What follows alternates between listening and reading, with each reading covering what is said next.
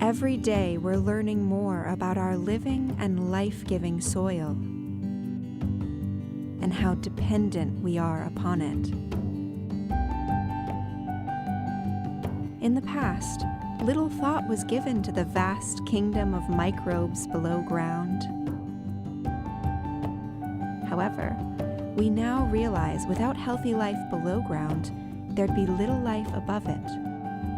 Not so long ago, it was thought that the best hope for our soil was to slow its loss by using conservation practices to reduce wind and water erosion. But farmers and scientists have discovered that we can actually build better functioning, higher performing, and more productive soils. In fact, healthy soils rich in organic matter and microbial life may well be the key to feeding the world's growing population sustainably well into the future. And by farming in ways that protect and enhance soil microbes and improve soil health, farmers and ranchers are breathing new life into our soils. This video series will show you how they're doing it and what that means for all of us.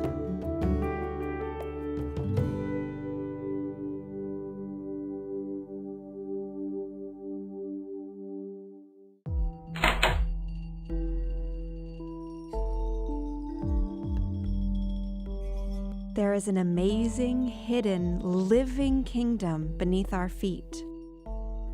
In fact, millions of species and billions upon billions of organisms, bacteria, algae, microscopic insects, earthworms, beetles, nematodes, ants, mites, fungi, and more reside in the soil. This life represents the greatest concentration of biomass anywhere on the planet. While scientists work to more fully understand this complex and elegant ecosystem, many producers already know that when they farm in ways that protect and enhance the soil's microbial communities, good things happen. They understand that microbes build better soils and help make farms more profitable and resilient to weather extremes. Plus, producers who farm with soil-building practices use less energy, improve water quality, and create better wildlife habitat. These soil health farmers disturb the soil as little as possible, keep the soil covered with plants or plant residues, keep living roots in the soil as much of the year as possible, and use diverse species.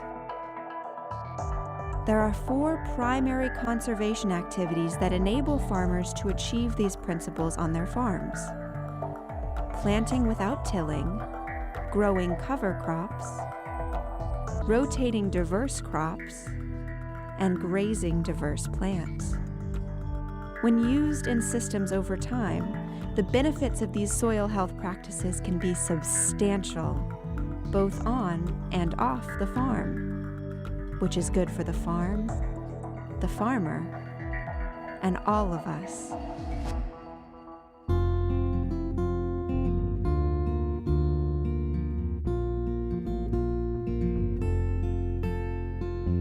So how exactly do these farmers plant without plowing? Most use no-till planters, which are designed to slice through plant residues from previous harvests while minimizing soil disturbance as they plant the seeds for their crops. Here's how it works. Pulled by a tractor, a no-till planter uses thin, rotating discs to make a narrow slice through the plant residue and into the soil. Next, a tube places the seed at an appropriate depth in the soil, while a second wheel gently presses or firms the seed into the soil to ensure proper seed-to-soil contact. Once the seed is placed and covered, presto! We're ready to grow, with very little disturbance to the soil or to the organisms that reside there. And here are some of the other benefits of no-till. Farmers reduce labor, fuel, and machinery costs, and they also improve how well soils function. Fewer tillage passes prevent compaction and surface crusting of soil, making it easier for plants to sprout and grow deep roots. No-till farming reduces erosion by leaving plant residue on the soil surface, which protects the soil from the damaging impacts of raindrops and the wind. Since there is no plowing with no-till, much less airborne dust is created, which helps everyone breathe easier. Crop residue left on the soil surface from no-till also limits evaporation, conserving water for plant growth. That crop residue is also a source of carbon, the essential energy source for living organisms that make up the soil food web. No-tilled fields often have more beneficial insects and earthworms and a larger, better balanced microbial community that can even resist disease outbreaks.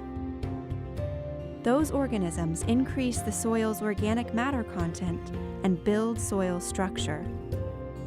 Aggregates are like a house with walls and rooms. It's a city down there. Soil in no-till systems with better rooms or pores absorbs and stores more water, and plants are able to grow their roots deeper into the soil to get to that water. This means that farmers can prevent floods and grow crops that survive droughts.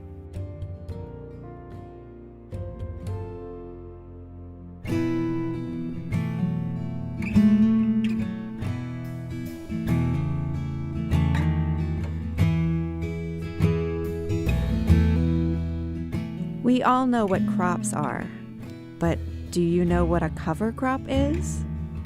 Simply put, a cover crop is planted to keep cropland covered between the time a cash crop is harvested and the next one is planted. Cover crops aren't usually harvested. They're planted to improve soil health, to feed those many beneficial organisms in the soil that make nutrients available for the next cash crop a farmer will grow to harvest and sell. Cover crops are also known as green manures, which feed the soil's microorganisms. Those microorganisms, in turn, make nutrients available for the next cash crop harvest. Since cover crops aren't usually harvested, they don't have to grow to maturity.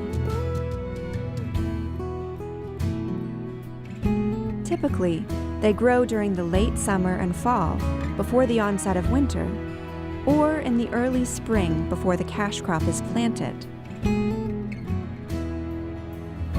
After cover crops grow, many naturally die in the winter. But some are terminated by herbicide or by mechanical means like a roller crimper, right before the next cash crop is planted and grown.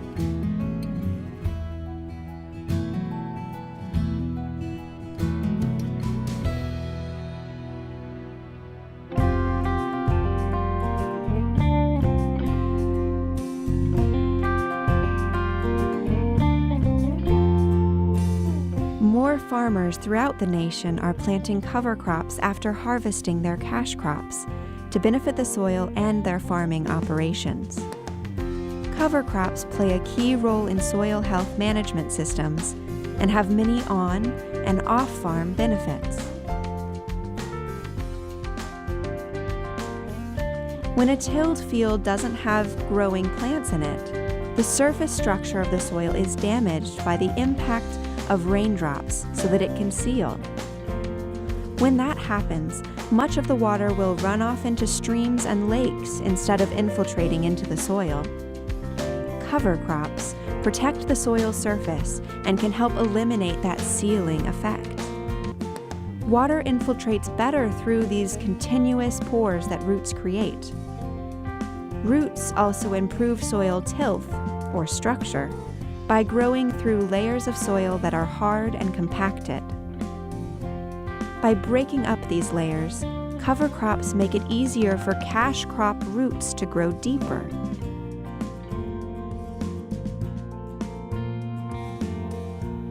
Beneficial organisms in the soil, such as earthworms and microscopic bacteria, protozoa, and others, thrive when they have plenty of cover crop plant material to eat.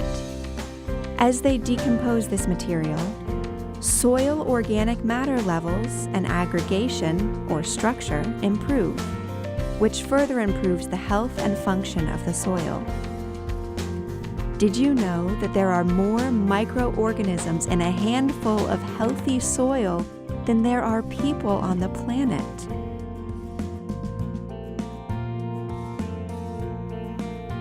Cover crops reduce wind and water erosion.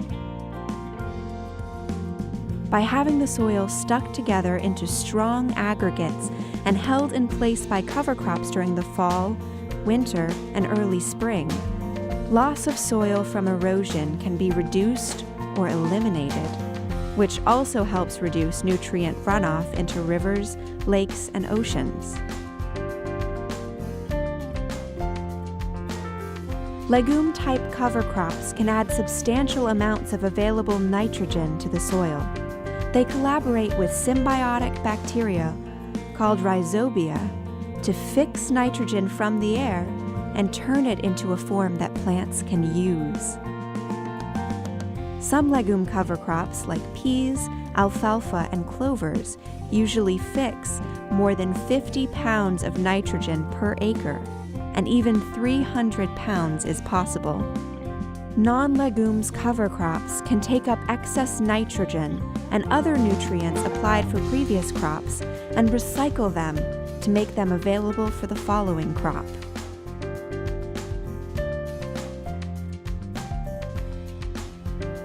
Cover crops provide habitat for beneficial insects, such as lady beetles and pollinators. And those pollinators are important because worldwide approximately 1,000 plants grown for food, beverages, fibers, spices, and medicines need to be pollinated by animals in order to produce the resources upon which we depend.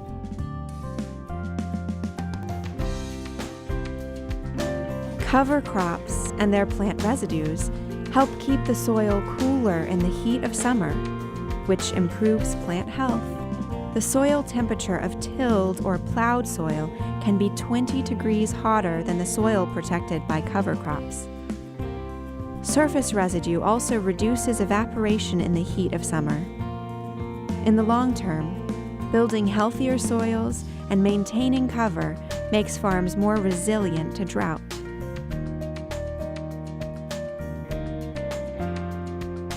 Living roots in the soil throughout the year create root channels and feed microorganisms. Roots and organisms together produce biotic glues and build the porous soil structure, or aggregates.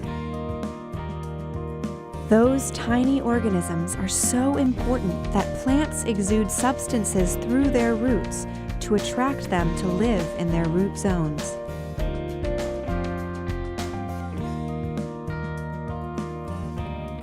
A dense stand of winter rye or other cover crop can suppress weeds by keeping them in the dark, unable to get the sunlight they need to grow. Some cover crops even produce natural chemicals that can further suppress the growth of weeds.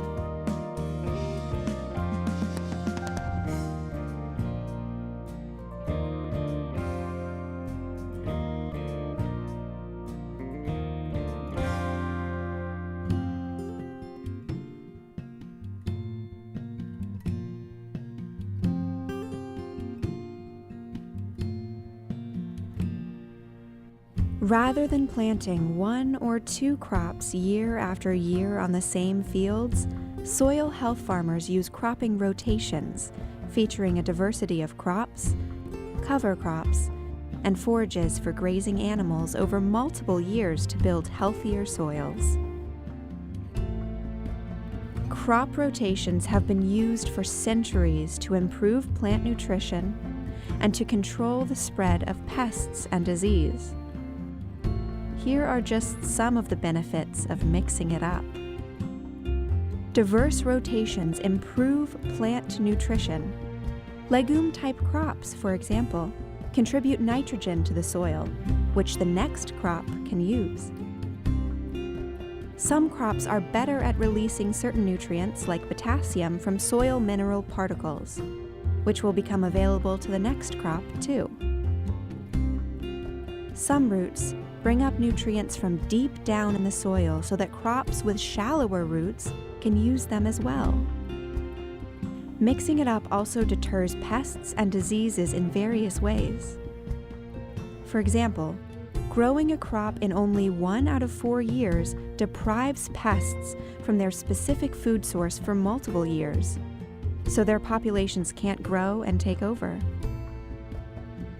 Scientists are discovering that diverse plant roots create habitat and food for soil organisms that compete for space with pathogens, so diseases can't take over. Many of these beneficial organisms are also predators of disease-causing organisms. Other organisms simply cover the plant root, creating a barrier so that pathogens can't get to the root. The more we mix it up with diversity, the more we can enrich the soil with bacteria, fungi, yeasts, algae, and protozoa, all of which help plants acquire nutrients, regulate growth, and resist pests and diseases.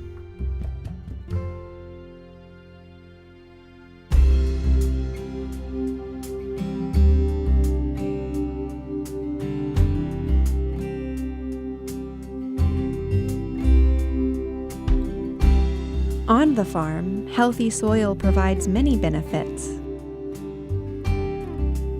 But that's only part of the story. Here are just a few of the off-farm benefits we also get from healthy soil.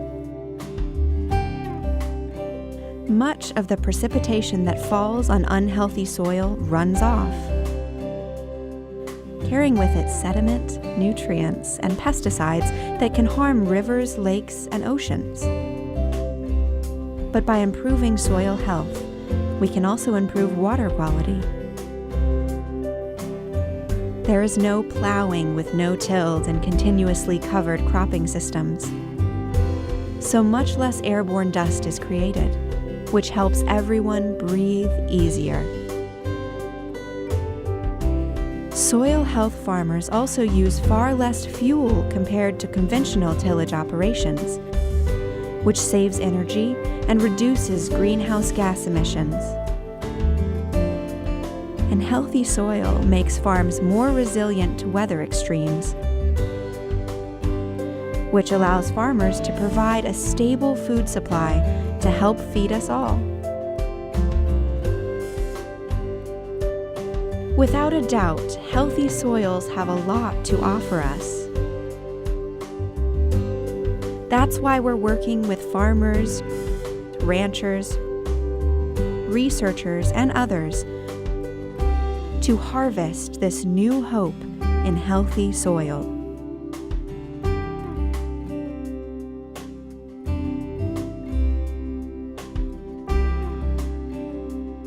To learn more, visit nrcs.usda.gov.